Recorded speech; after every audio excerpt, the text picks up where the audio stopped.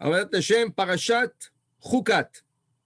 Alors ici, la paracha commence sur les paroles Vaidaber Adonai el Moshe ve'el Aaron lemor. Déjà, c'est exceptionnel. Hashem qui parle à Moshe et à Aaron.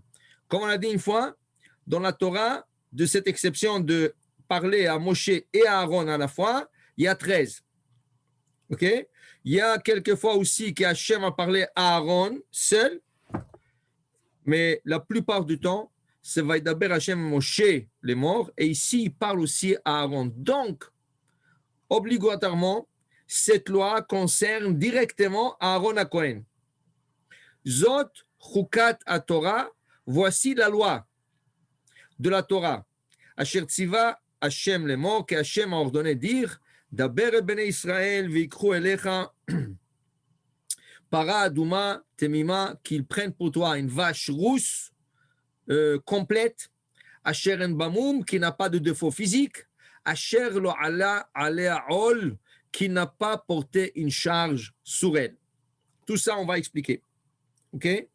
Mais tout d'abord, okay? Zot chukat à Torah. Chukat, le mot chukat. Comme vous savez, dans la Torah, nous disons ça dans la prière de Arvit. Nous disons Torah ou mitzvot. Chukim ou mishpatim otanu limadeta. Hachem, tu nous as enseigné Torah ou mitzvot. Okay? Chukim mishpatim. Qu'est-ce que c'est Torah ou mitzvot? Torah, c'est l'étude de la Torah. Et dans la Torah, il y a des mitzvot qu'on applique, okay? Comme mettre le tefillim, faire le Shabbat. Okay? Et là, on a chukim ou mishpatim. D'abord, commençons par mishpatim. Mishpatim sont les lois logiques. Qu'est-ce que c'est les lois logiques? Toutes les lois que, même si la Torah ne serait pas donnée, on les aurait appliquées. Par exemple, ne pas voler un de l'autre. Ça, c'est la loi civile, c'est logique. Quelqu'un qui travaille pour quelque chose et tu viens, tu lui prends, de quel droit? C'est à lui. Okay? Par exemple, un autre mishpat, par exemple, ne pas prendre la femme de quelqu'un d'autre. Ok? L'adultère. Alors, tout ça, c'est des lois qui sont logiques. Ça s'appelle dans la Torah mishpatim. Et d'ailleurs, nous avons dans le livre de Shemot une paracha qui s'appelle mishpatim. Et regardez là-bas, de quoi ça parle? Toutes les lois monétaires qui sont des lois logiques. Et après, on passe à des lois qui s'appellent chukim. Chukim, c'est des lois non explicables. Ça veut dire non explicables à l'homme. C'est sûr qu'Hachem, il a ses raisonnements, il a des raisonnements très profonds, mais il nous a caché ces raisonnements. Donc, il nous dit de les appliquer sans nous dire la raison. Les commentateurs de la Torah essayent de trouver des raisons, mais ça ne peut pas être la raison. On va donner des exemples. De ne pas porter la laine et le lin ensemble. Ça veut dire un habit qui contient la composition de la laine et le lin. Exemple, un costume. Tiens, un costume. Très bon.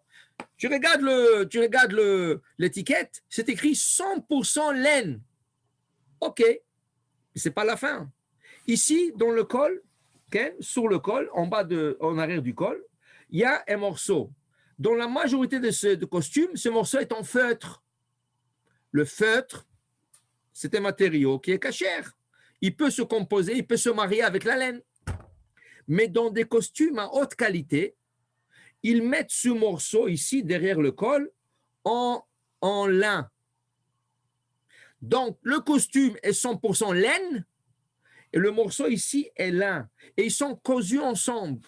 Ce costume est importable. Tu ne peux pas le porter. Ça s'appelle shatnez. Des fois, dans certains costumes, les épaulettes ici, à l'intérieur, ils sont de lin ou ils sont cousus avec des fils de lin. Des fois, c'est le bouton. Le bouton sont cousus, okay? Le bouton ici et le bouton sur le costume sont cousus avec un fil de lin. Donc, le costume qui est 100% laine ne veut rien dire. C'est aussi qu'est-ce qui est attaché avec ce costume. alors il faut absolument emmener le costume dans un laboratoire de Shatnez, que eux, ils vérifient tout ce point faible qu'on appelle. Ils vont aller chercher les épaulettes, ils vont aller chercher le col, ils vont aller chercher le bouton, le pantalon aussi à l'intérieur, la ceinture, autour de la ceinture, ils vont aller chercher tout ça et ils vérifient, ils te disent que ce costume est cachère, il n'y a pas de mélange de Shatnez, la laine et le lin. Pourquoi? Quel est le problème? Quel est le problème? Pourquoi la Torah elle a un problème avec ça? Qu'on ne mette pas la laine et le lin ensemble. Ceci fait partie de Chukim, de lois non explicables. Okay? Vient la Kabbale, elle nous donne un raisonnement. Mais est-ce que c'est le raisonnement?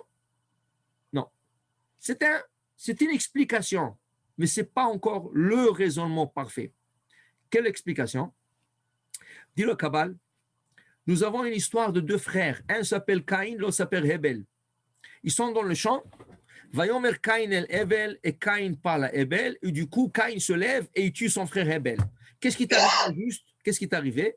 Ce qui est arrivé, c'est que les deux frères qui étaient dans le champ, Caïn, il voulait s'approcher d'Hachem. Comment on dit s'approcher d'Hachem? Karov. Il voulait être Karov. Il voulait être proche d'Hachem. OK?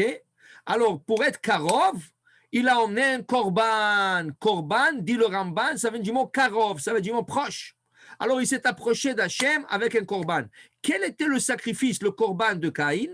Lui qui travaillait la terre, il a emmené des légumes. Alors, il s'est construit un autel en pierre. Une fois que l'autel était prêt, il a pris des légumes de son champ, il les a posés sur l'autel et il a dit, venons maintenant, je vais voir que Hachem accepte mon sacrifice, mon idée, ma pensée, mon rapprochement vers lui. Alors je veux qu'il y ait un feu descende du ciel et consume ce légume pour me montrer comme quoi Dieu a agrémenté ce sacrifice. Rien ne se passe, le feu ne vient pas et Caïn est en train d'attendre. Entre-temps, son frère Hebel, il dit, waouh, c'est une excellente idée. Qu'est-ce qu'il y a? Mon frère, il a eu de s'approcher d'Hachem en lui offrant un cadeau. Et Korban, Karov, moi aussi, je vais être proche d'Hachem. Lui aussi, il construit un hôtel. Qu'est-ce qu'il emmène, lui? Lui, il emmène de la laine. De la laine. Il a tendu quelques brebis, il a pris la laine et il a sacrifié sur l'autel. Du coup, un feu qui vient du ciel, elle mange, ça veut dire elle consume cette laine pour dire que le korban de Hebel était accepté. Caïn se met jaloux. Comment? C'était mon idée, c'est moi l'initiateur, et lui, il est accepté, pas moi. Qu'est-ce que j'ai fait? Alors, il commence à parler à son frère, et là, la discussion s'enflamme, et Caïn se lève et il tue son frère Hebel. Dit le Harizal, est-ce qu'on sait exactement le type de sacrifice que Caïn a emmené? Bon, Hebel, c'est la laine. Mais Caïn, qu'est-ce qu'il a emmené? Dit le Harizal, il a emmené le lin. Parce que ce n'est pas écrit des légumes. C'est écrit qu'il a emmené le produit de la terre. Okay?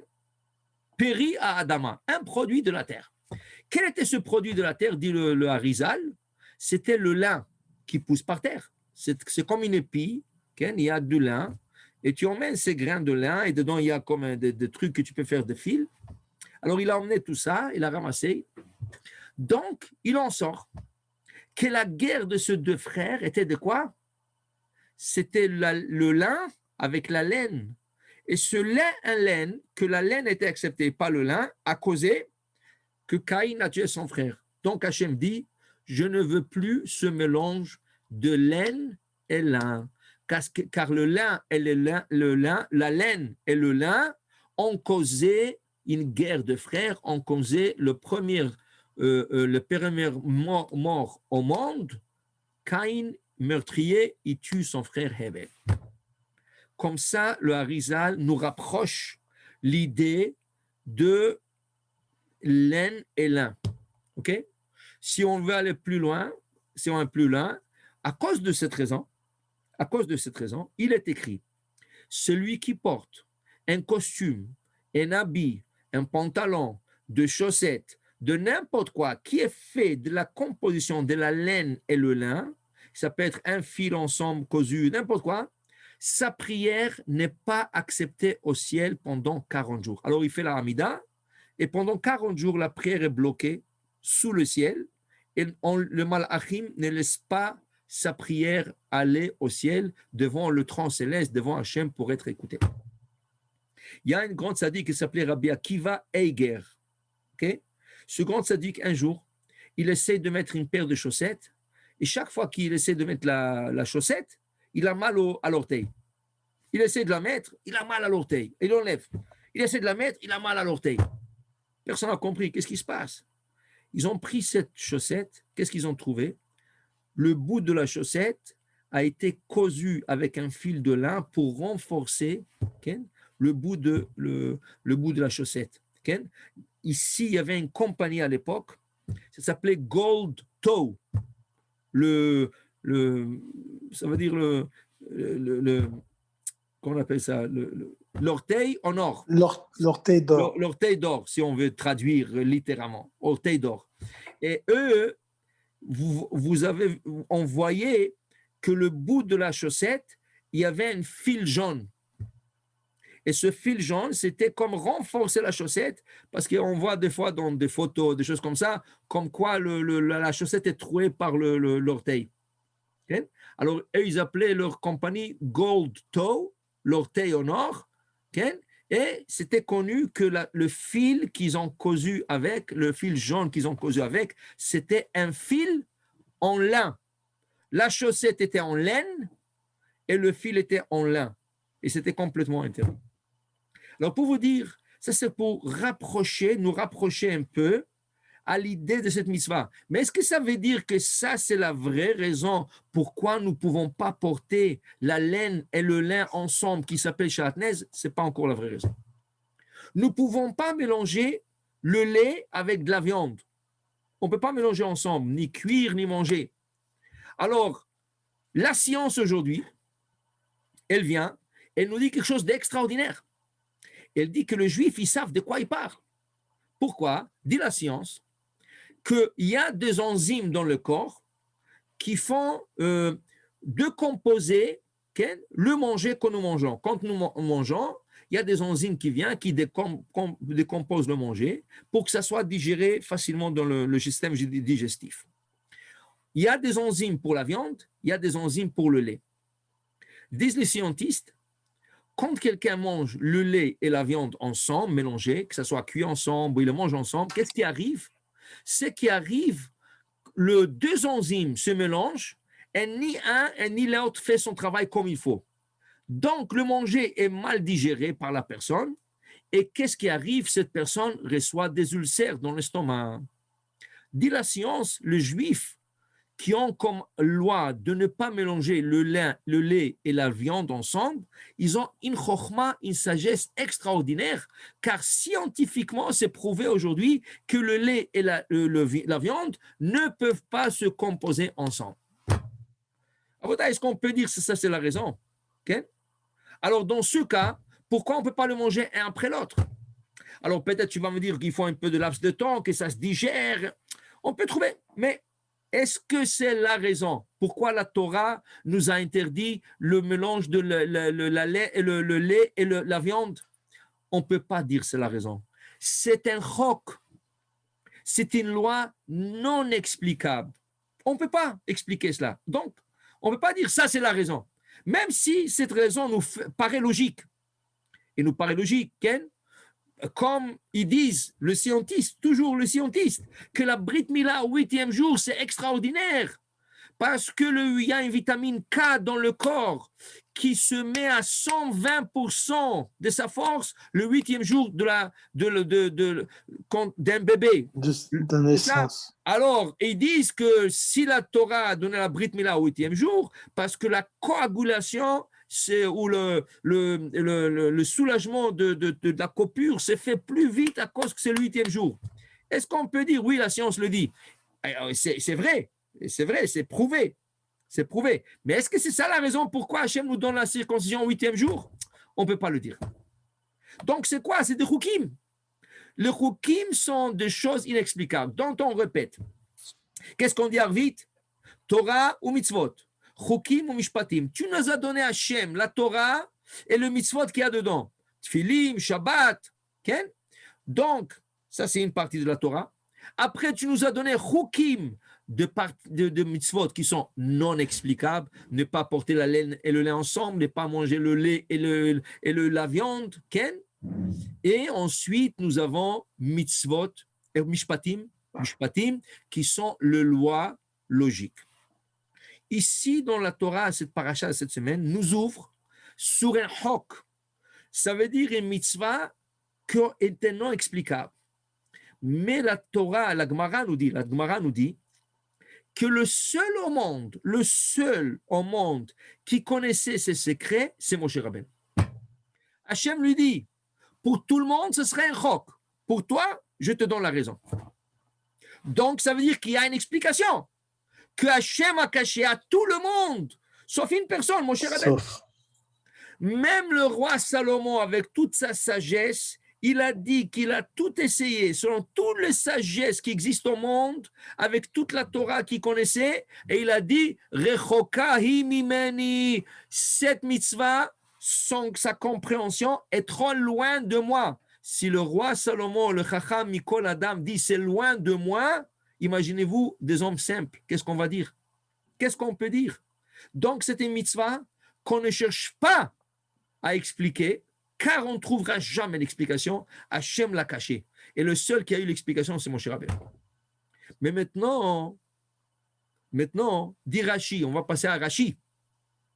Zot chukata Torah, dit Rashi, Zot chukata Torah, les fiches à Satan, V'umot ha'olam monim et Israël omar ma ha-mitzvah azot, ou ma ta'am yeshba. Vous savez qu'est-ce qu'il fait le Satan?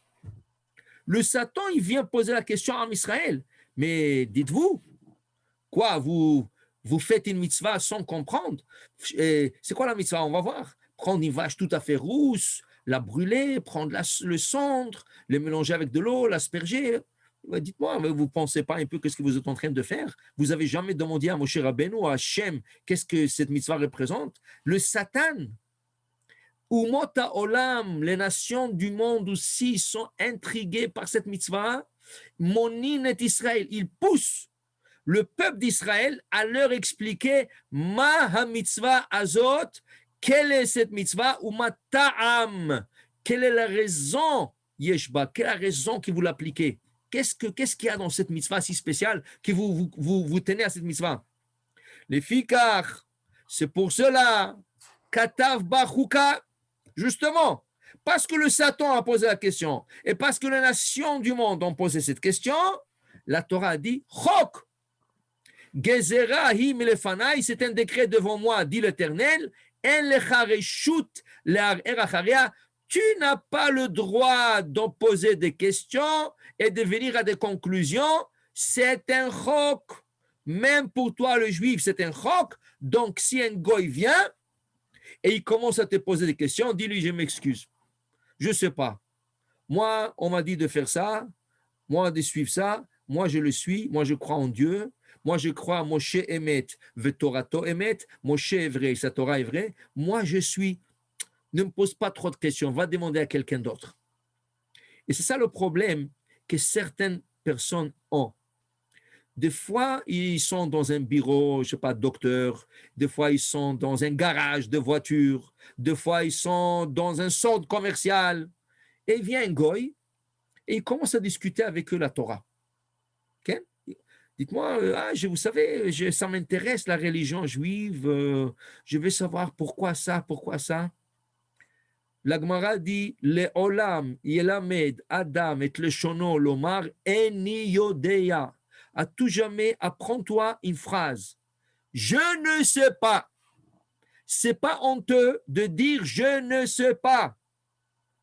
Donc, si un goy s'approche et il commence à te poser des questions, pas pour paradouma, n'importe quelle mitzvah. Et pourquoi vous mettez le tefilin? C'est quoi les phylactères? C'est quoi ces boîtes noires que vous mettez sur la tête? C'est quoi ce tissu blanc que vous évitez?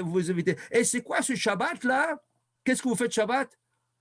Dis, je m'excuse, je sais pas. Et moi, on m'a dit de faire ça. Moi, je suis. Moi, je suis là. Je sais pas. Je sais pas. Eniodea, je sais pas. C'est pas une honte. N'ayez pas honte de dire je sais pas. Parce que tu vas commencer à discuter avec lui. Il va te sortir des choses qui parlent de l'acrobate à eux. Il va te dire oui, mais lui, il est juif. Et tu sais, il faisait pas ça. Et il va te rentrer dans un piège que tu ne pourras pas sortir. Donc, n'essaye pas, ne discute pas. Et tu dis, ah, quoi, qu'est-ce qu'il y a du mal? D'abord, il y a une interdiction. La Gemara nous dit, il est interdit de discuter avec un non-juif de la Torah. Vous savez pourquoi? C'est comme si tu lui donnes ta femme au goy. Car il est dit dans la Torah, Torah tziva lanu Moshe morasha kilat Yaakov. La Torah nous a ordonné Moshe, Morasha comme héritage à l'assemblée de Yaakov. Dit la Gemara, Al tikra Morasha, c'est pas un héritage, mais Orasa, c'est une fiancée. La Torah, c'est votre fiancée. Donc, si un goy vient te poser des questions sur ta fiancée, et dis-moi quel âge elle a, et quelle école elle est partie, qu'est-ce qu'elle aime, est-ce que tu vas lui répondre des questions comme ça? Hey, qu'est-ce que ça, c'est quoi tes affaires là? Mêle-toi de tes affaires. Tu as ta femme, tu as ta copine, tu as tes... Ne me pose pas des questions sur ma fiancée, c'est ma fiancée, je n'ai rien te donné comme compte rendu. La même chose, il vient de poser des questions sur la Torah, tu lui dis, je m'excuse, c'est notre Torah et il est interdit pour moi de discuter avec n'importe quoi. Je ne sais pas, tu as des questions, va trouver un rabbin, va trouver un sage qui veut te répondre à ces questions. Et même quand il va trouver un rabbin, le rabbin va lui dire, je ne sais pas, j'ai un chapeau, mais dis-moi, je ne sais pas. N'essaye pas de rentrer en discussion avec un goy. Il va te mettre un piège. Okay? Excusez-moi. Alors donc, laisse-le comme ça. Oui? Excusez-moi, est-ce que dans les chok, il y a plusieurs niveaux? Parce que le Midrash, il parle juste de 4 chokim. Est-ce que... Alors, c'est ça. Quand on te dit que voilà, on va discuter, pas discuter, on va essayer de... Ne tente pas. Regarde qu'est-ce que Rachid te dit au nom de Talmud. En lecha reshut. Tu n'as pas le droit, d'y penser. C'est comme ça. Hachem me dit de prendre une vache rousse, de l'égorger, de prendre le sang, de mélanger avec de l'eau. Je fais exactement ce que la Torah dit. Okay? D'ailleurs, Rashi, regardez, il y a un Rashi ici, plus loin. Okay? Rashi, il nous emmène un midrash, okay? un discours par Rabbi Moshe Darshan. Okay? Rabbi Moshe Darshan. Voilà.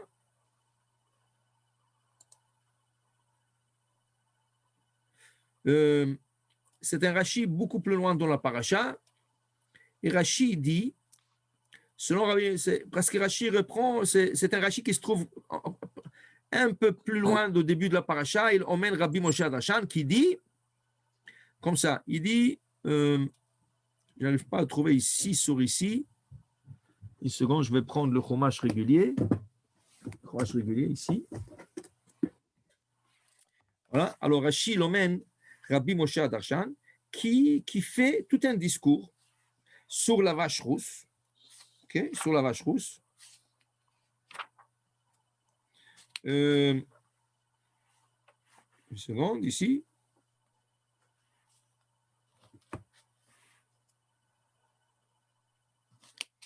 OK, voilà, ici.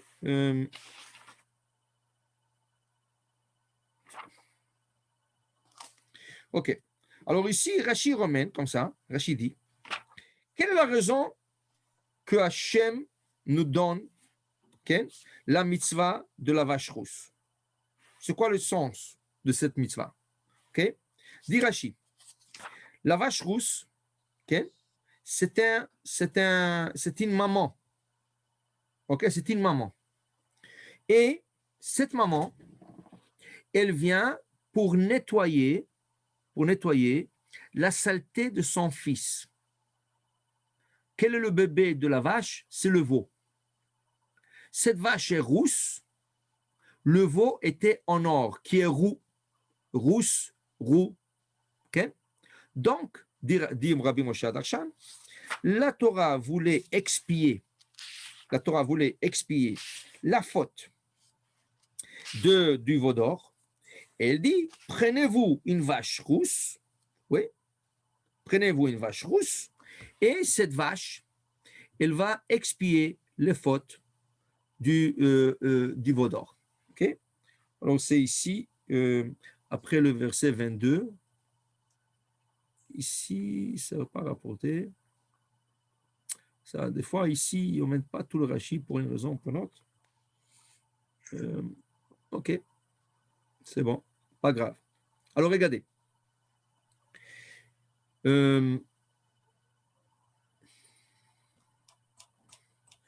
Si on voit d'après ces raisonnements, si on suit ce raisonnement, okay? On suit ce raisonnement, et on dit vraiment que la vache rousse, elle est venue pour expier la faute du veau d'or, là, tu vas voir que tu auras un problème. Okay? Tu auras un problème. Voilà. Normalement, le verset est ici. Voilà, ici. Mais pourquoi ça a été coupé? Voilà, Rabbi Moshe Darshan, vous voyez ici, ça a été coupé pour une raison. On va voir si ça se trouve dans la prochaine page. Non, ça a été coupé. Donc, pas grave. Je vous lis ici Rachid du texte. Alors Rachid dit, la vache qui est la maman, et il y avait une servante que son fils a joué dans le palais du roi, il a sali et le roi appelle la maman, viens nettoyer la saleté de ton fils. Donc la vache rousse est venue nettoyer la saleté du veau d'or. Si tu dis à quelqu'un ce raisonnement, tu viens de te creuser un piège. Pourquoi? Qu'est-ce que le Satan il cherche? Qu'est-ce que le Satan il cherche? Il cherche toujours à accuser le peuple d'Israël. Donc, si tu lui dis, la mitzvah, la mitzvah de la vache rousse, et tu lui dis, Matam Yeshba, il te pose la question, et dites-moi, quelle est la raison de la vache rousse? Et tu lui dis, ah, mais parce qu'il y avait une fois la faute du veau d'or. Tu sais qu'est-ce que Satan il va dire? Quoi? Vous avez commis Avodah Zara? Vous avez fait Avodah Zara? Regardez, à Satan. Ou Mota Olam, les nations du monde. Vous croyez que leur question est innocente? Est-ce que vous croyez que leur question est innocente? Pas du tout. Il essaye de ramener la faute de la vache rousse, qu'on en parle de ça. Et eux, en parlant de ça, ils évoquent dans le ciel la rigueur, Midat ad-Din, qui va sortir le dossier de veau d'or et va recommencer un jugement sur le peuple d'Israël. Donc, qu'est-ce que tu dois dire? Je ne sais pas. Mais le Satan, il attend. Il veut que tu parles du veau d'or. Il veut que tu parles de cette saleté qui a été faite dans le désert pour que tu sois puni de ça et pour que tu emmènes, l'accusation sur le peuple d'Israël en entier. Donc, tu lui dis, je ne sais pas. Tu comprends? Alors maintenant, Rabbi Moshe Darshan, qu'est-ce qu'il a fait? Il t'explique, fais attention au piège qui t'attend d'eux. Parce qu'ils cherchent quoi? Et ils cherchent à te le dire, mais ils veulent que ça sorte de ta bouche. Toi, tu dis, je ne sais pas. C'est pas honteux de dire je ne sais pas. C'est une règle dans la vie. La Gemara le dit. C'est pas honteux de le dire. Ok? Gzera imelefanaï. C'est une gzera. Et on va voir des choses qu'on fait avec. Veikru elecha. Pourquoi c'est écrit Daber Moshe, Veikru, Daber ben Israël, Veikru elecha. Qui c'est elecha? Moshe Rabbeinu. Ok? Ikru elecha. Le'olam inikret al shemecha. Cette mitzvah est toujours appelée d'après Moshe. Para she'asa Moshe Mamidbar. Toujours on va dire, ça c'est la mitzvah, la vache rousse de Moshe Rabbeinu. Cette mitzvah, c'est la mitzvah de... D'ailleurs, Hachem a parlé aux deux. Vaïdaber Hachem el Moshe ve'el Aaron. Mais la mitzvah est appelée toujours sur Moshe. Adouma, Temima, rousse, complète, shetet mima ba'admimut. Pas seulement physiquement complète, sa rougeur est complète. Ça veut dire que de cornes jusqu'à queue, toute la vache de haut jusqu'en bas, elle est complètement rousse.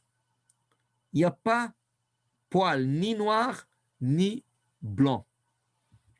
Et il dit ici, shte se'arot shchorot, im hayu ba shte se'arot shchorot, si on trouvait deux poils noirs, et ça peut être un sur la tête, un sur la queue, Pessoula, la vache n'est plus cachère. Pourquoi? Qu'est-ce que ça dérange? Qu'est-ce que ça dérange qu'il y a deux poils noirs? Et d'où sortit ce chiffre 2? Si c'est une, c'est cachère. 2, c'est pas cachère. Pourquoi c'est pas 5? Pourquoi c'est 2? On ne sait pas.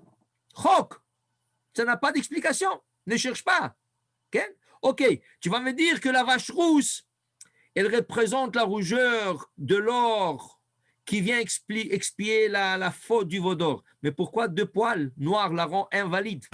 Est-ce que tu peux m'expliquer ça? Pas d'explication. Okay?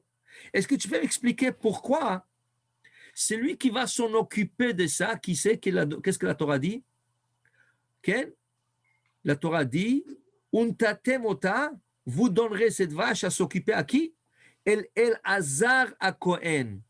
El Hazar, fils de Aaron à Cohen. Mitzvata dirashi basgan. C'est le second du Cohen Gadol, du grand prêtre qui va la faire. Pourquoi? Pourquoi le grand prêtre lui-même ne peut pas la faire? Chok. Veotzi ota el chutz lamachane. Il doit la faire sortir cette vache hors du camp d'Am Israël, en dehors du camp. Veshachat ota lefanav.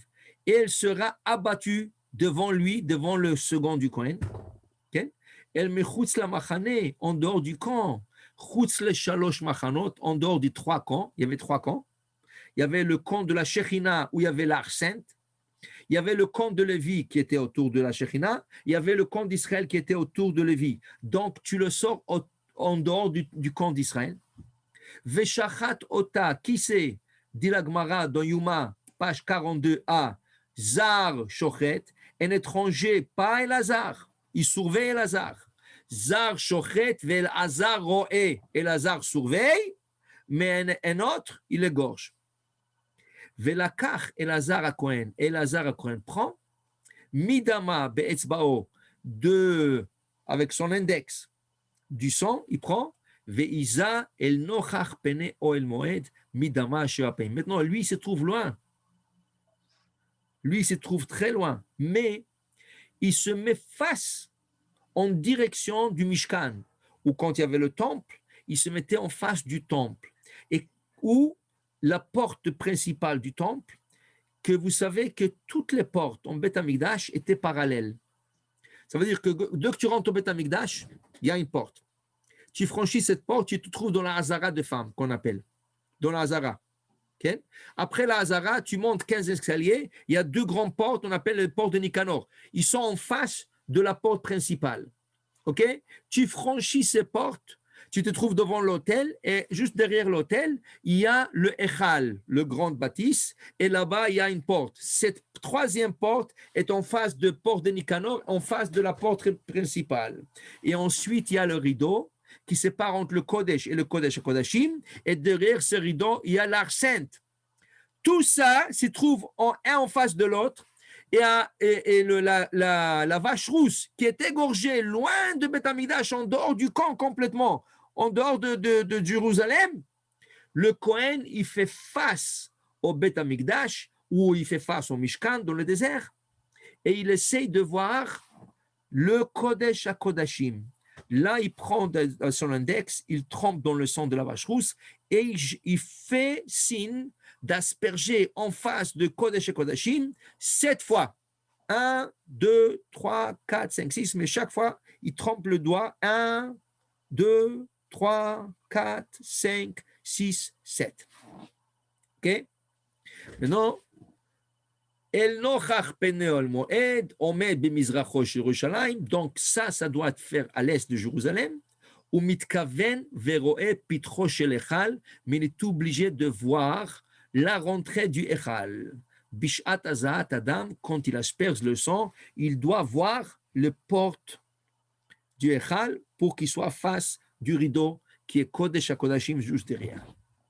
Vesaraf et Tapara le Enav, cette vache va être brûlée par quelqu'un d'autre toujours, pas lui, lui il surveille. Devant les yeux, ça veut dire avec la surveillance de Elazar HaKohen, et Ora, on la brûle avec la peau, Ved Besara et sa chair, Ved Dama avec le sang, Al Pirsha avec tout le déchet qui se trouve à l'intérieur de cette vache, Isrof, tout sera brûlé. Ensuite, le Kohen prendra Velakach HaKohen Etz Erez, une branche d'un cèdre, Ushni Tolaat, et un fil de laine colorié rouge de Shni Tolaat, une certaine rougeur, Ve'ezov, du thym, ou que nous appelons le Za'atar, une branche de Za'atar. Il prend tout ça, il les attache ensemble, Veishlich el tor serefat apara, au moment que cette vache est en train de brûler et se consumer, il la jette dans le feu, en même temps que ça brûle. Si un goy, il va voir ça, il va voir ces juifs-là, c'est des sorciers. Mais c'est quoi ces histoires? Regardez, dans le Talmud, la Gemara dit, pour celui qui veut voir des démons, voilà la formule. Et le Talmud nous donne la formule de voir des démons. D'abord, qui c'est qui veut voir des démons? Je ne sais pas, mais il y a des gens qui sont curieux. Ils veulent tout voir, ils veulent tout explorer. Donc le Talmud dit, c'est pas de problème. Tu sais qu'est-ce que tu fais?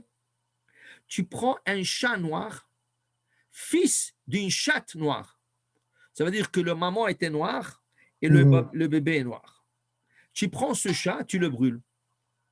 Quand il devient de la cendre, tu prends cette cendre et tu te mets ici sous les yeux, et tu vas dormir.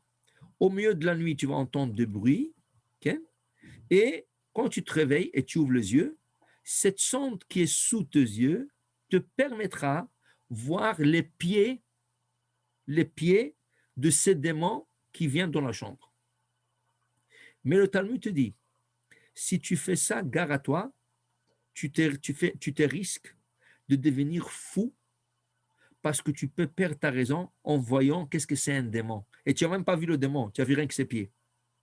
Et comment sont ses pieds? Ses pieds sont comme le pied de poule, à 3 doigts. OK? Le Talmud t'avertit. Mais le Talmud te dit, voilà, tu veux jouer avec la sorcellerie? Voilà une formule. Ça veut dire que tu n'as pas besoin d'aller en ville. Vous savez qu'ici en ville, il y a des magasins où tu peux acheter des livres de Kabbale et de sorcellerie. Sur l'Internet, tu peux trouver des livres de Kabbale et de sorcellerie. Ça, c'est le Kabbale interdit parce que c'est la Kabbalah Ma'asit. Kabbalah Ma'asit, ça veut dire faire appel aux anges. Complètement interdit. Mais des goïms le vendent. Il y a des goïms qui le vendent. La sorcellerie. Il y a plein de goïms qui pratiquent la sorcellerie. Mais c'est interdit pour nous, c'est complètement interdit. Et le Talmud te dit, tu veux jouer avec ça, mais fais attention. Tu te mets en risque. Donc, si un goy, je vous pose la question, si un goy nous voit comme peuple d'Israël en train de chercher une vache complètement rousse, complètement, on la check de la tête jusqu'à la queue, du dos jusqu'au pied, rousse, pas de poils noirs, rien. Et on prend les gorges. Et on doit être en face de Jérusalem, à l'est de Jérusalem, en face du Mishkan. Et on doit, au moment que ça brûle, on doit jeter dedans du thym de cèdre et un fil de laine. Qu'est-ce qu'il va penser de nous? Il va dire, mais qu'est-ce qu'ils font de sorciers, ces juifs-là? Qu'est-ce qu'ils sont en train de faire? Et qu'est-ce que la Torah nous disait? Je ne sais pas. El Moshe Aaron les morts, Zot Chukat Torah. C'est quelque chose que vous allez faire sans que vous compreniez qu'est-ce que ça veut dire. Chok. C'est un chok. Vous ne le comprenez pas, mais c'est comme ça qu'il faut le faire. C'est comme ça qu'il faut le faire. Bien. Alors pour dire. Monsieur le rabbin, Oui, Moi, je pensais que le chok, c'était pas ça. Je pensais que le chok pour la vache rousse, c'était qu'elle purifiait la personne, mais la personne qui purifiait devenait impure. oui. C'est ça le chok. Non, C'est pas toute la préparation, le chok. oui, toute la période, parce que même ça, c'est rock. Oui. Comment tu expliques? Comment tu expliques? Parce que le chok, c'est comment tu expliques que la personne qui purifie, ok, elle est purifiée, mais celle qui a purifié devient impure. Ça. Pas la personne C'est ça qui le chok. purifie, oui, correction. Pas la personne qui purifie, la personne qui a transporté le flacon d'eau C'est ça. où il y avait Ouais. le sang de la vache mélangé avec. OK? Lui, il devient Celui impur. qui a transporté, il devient impur. Et il Or, il était, purifie l'autre. voilà. On purifie, c'est pas lui qui purifie, un autre coin purifie. Okay? Un autre coin trempe le doigt et purifie. Alors, celui qui purifie, rien lui arrive. Okay? Mais celui qui était impur devient pur. Comment ça fait ce transfert? On ne Et sait c'est pas. ça le chok. Ça C'est aussi, ça qu'on ne comprend pas. oui, Ouais. c'est vrai. Mais pourquoi deux poils? Tu comprends pourquoi deux poils? Pourquoi c'est complètement rousse? Et s'il est un peu, il y a une petite tache blanche ou une petite tache noire, qu'est-ce que ça te dérange? Pourquoi Aaron ne peut pas le faire? Pourquoi le sgan? Mais tout ça, ça rentre dans le roc. Mais la plus grosse partie intrigante dans tout ça, c'est vrai, c'est la partie comment un homme non pur devient pur, et celui qui transporte cette eau qui est supposée de purifier devient impur. Cette eau est supposée de purifier. Donc, C'est celui qui l'a illogique. transporté, comment est devenu impur? C'est ce qu'on appelle illogique, mais il y a un sens qu'on ne sait pas. Exact. Et C'est aussi, ça. on ne sait pas pourquoi pas deux poils. Et aussi, on ne sait pas pourquoi complètement rousse. Et aussi, on ne sait pas pourquoi c'est Elazar qui doit surveiller et pas faire lui-même la mitzvah. Mais c'est quoi le Midrash? Il dit si elle a porté le joug. C'est quoi porter le joug? Joug, ça veut dire qu'il y a un morceau en bois qui est en forme de U, Ouais. qui le met sur le queue, ici, sur le queue, pour La qu'elle ne coupe. lève pas la tête. Quand elle marche, tu vois un taureau, toujours il a quelque chose ici. Ok. Ça Donc, s'appelle le joug. Quand on dit Ol Malchut Shamaim, le joug du ciel, c'est quoi le joug du ciel? Tu baisses la tête et tu reçois le joug du ciel. Ça veut dire que tu te soumets au ciel. La même chose, le taureau se soumet à son patron et quand il laboure le champ, il ne court pas ni à gauche ni à droite. Ce joug-là, il le force de baisser la tête parce que c'est un morceau qui va ici sur le queue. Ça lui force de baisser la tête et de labourer et sillonner. Alors ça, c'est soumission.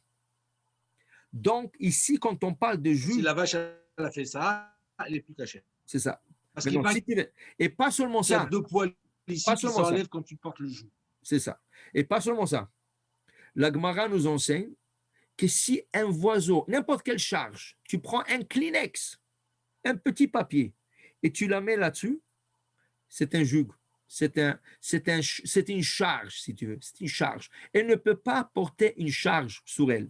Même pas léger de rien du tout, qui lui fatigue, mais rien du tout. Il a un papier, même plus que ça. L'Agmara nous enseigne que si un oiseau vient, elle vole, et du coup, elle descend sur la vache pour se reposer, sur le dos de la vache pour se reposer. Et toi, tu dis, ah, ce petit oiseau, il est fatigué. Je suis content qu'il a trouvé où se reposer. Tu as dit ça, cette vache n'est pas cachère. Parce que maintenant, tu étais confortable avec le fait que le oiseau s'est reposé sur la vache. Si le oiseau s'est mis sur la vache et tu dis, oh, sors-toi, non, non, non, non, et tu ne veux pas, okay? C'est bon. Mais si tu es confortable avec, ça C'est pas rentre. cachère. Okay. Maintenant, il y avait un miracle. S'il y avait une charge sur cette vache que toi, tu ne sais pas, tu n'es pas là 24 heures sur 24, elle est là dans ton jardin ou ton table, je ne sais pas, mais tu n'es pas là 24 heures pour savoir qu'est-ce qui t'est arrivé, ou quelqu'un a mis quelque chose sur elle. Le grand miracle qui est arrivé, que quand elle portait une charge, les deux yeux à la vache louchaient et rentraient comme ça et louchaient. Et là, tu la vois loucher, tu sais qu'elle a porté une charge. En plus de ça, ici, sous le cou, ici, il y a deux poils que quand elle porte une charge, les deux poils se plient. Et là, tu sais qu'elle a porté une charge. Donc, ramène le Rav Ben Ishraï, une histoire, un goy qui avait dans son troupeau une vache rousse, et le Chachmé Israël, le sage d'Israël, ont appris de ça, ils sont venus chez lui, ils lui ont dit, n'importe quel prix que tu demandes pour cette vache, nous sommes acheteurs. Il leur a donné un prix fou. Ils ont dit, nous sommes acheteurs. Nous reviendrons avec la somme dans quelques jours. Entre-temps, ce goy, il voulait se moquer d'eux. Qu'est-ce qu'il a fait? Il savait que la loi est qu'il ne peut pas porter une charge. Il a pris une charge, il l'a mis sur la vache pendant 1 ou 2 jours. Et là, quand ils sont venus acheter, ils avaient toute la somme en main. Il dit, voilà, on va l'acheter. Il était content, on leur donnez-moi. Il dit, oh, une seconde, on doit voir s'il n'a pas porté une charge. Lui, il a dit, comment ils vont savoir? Ils ont regardé les yeux, il louchait. Ils ont regardé le 2 poils, il était comme ça. Alors, ils ont dit, on s'excuse, on ne peut pas l'acheter. Il a porté une charge. Je dis, comment? Il dit, non, regarde les yeux qui louchent. Regarde les 2 poils qui sont pliés. Qu'est-ce que le goy a fait? Il est parti, il s'est pendu. Comment il savait? Ça, c'est un miracle. Un miracle qui arrive quand la vache porte une charge et elle louche. Okay? Ça, c'est le grand miracle. Et en plus de ça, deuxième miracle, la Torah nous dit qu'il faut la brûler, okay? Et ora, on vient de lire, et ora avec la peau, vet besara avec la chair, vet dama avec le sang, al pirsha avec les intestins sales, parce que normalement, quand il faisait un sacrifice dans le Beth Amikdash, il ouvrait le ventre, il sortait les intestins, il les rinçait pour sortir toute la saleté et remettait dedans pour sacrifier. Mais ici, il brûlait avec la saleté interne. Okay? Maintenant, la question, si cette vache, elle a un trou dans le poumon, elle n'est pas cachère. Pas parce qu'elle a porté une charge, même si elle ne porte pas une charge, même si elle est complètement rousse, même s'il n'y a pas de poils noirs, okay? Mais l'intérieur, peut-être qu'elle a avalé un clou, peut-être qu'elle a avalé une épine qui lui a troué le rein. Elle n'est pas cachère, mais on ne peut pas vérifier parce qu'on n'ouvre pas, on la brûle en entier. Dit le Midrash, nous enseigne le Midrash. Juste avant de la préparer, un nuage venait du ciel et il s'est mis sur la vache. Il descendait sur la vache et la vache était dans le nuage. Et là, tu voyais tout l'intérieur de la vache. Qu'est-ce que c'est? Les rayons X. Rayon X. Wow. Ça veut dire que le rayon X, ce n'est pas de la nouvelle technologie. C'est une technologie qui a été utilisée dans le désert par le Ham Israël pour la vache rousse. Et une fois qu'ils ont vérifié avec le nuage qu'ils voyaient tout l'interne, tout est intact, il n'y a aucun trou, le nuage s'est levé et c'est là qu'il prenait la vache, il l'égorgeait, il l'a préparée. Pour vous dire, En Chadash Tachat HaShemesh, il n'y a rien de nouveau sous le soleil. Tout a déjà existé. Et voilà, ça c'est une chose qui a existé depuis le temps de Moshe Rabbeinu. Donc pour vous dire, mitzvah extraordinaire qui nous a été donnée, mais on n'a pas le droit d'y discuter, surtout pas avec de non-juifs, et commencer à chercher des raisonnements, pourquoi, comment. C'est inexplicable. On ne peut pas expliquer ça. Ça, c'est quelque chose qui nous a été donné comme ça, et on le respecte et on le pratique. Baruch Adonai Le'olam. Amen. Ve Amen. Amen. Alors,